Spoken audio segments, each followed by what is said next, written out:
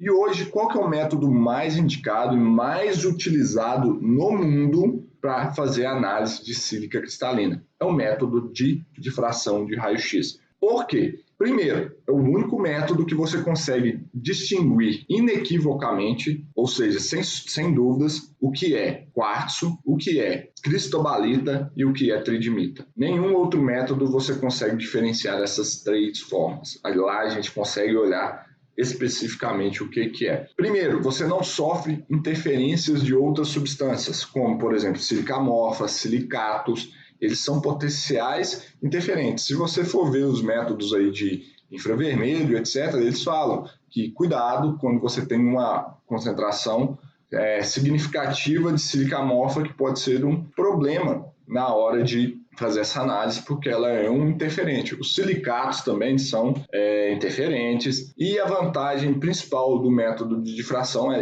além disso, possuir um limite de quantificação bem baixo, além de que você consegue separar a maioria dos interferentes, e às vezes é possível identificar quando se tem um interferente. E aí você consegue, às vezes, sair desse problema. Você perde um pouco de limite de quantificação algumas vezes, mas pelo menos você tem um resultado que é muito bom, muito acurado, tá? Então, essa é a grande vantagem do método de difração de raio-x frente aos demais.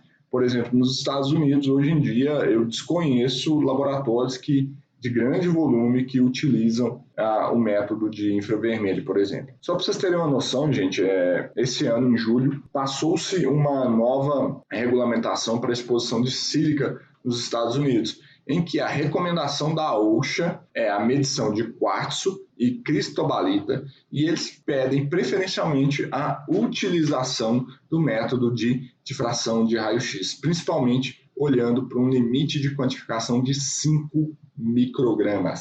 5 microgramas. É extremamente baixo isso, tá? É muito baixo esse limite de quantificação. É um limite muito, muito baixo mesmo, tá?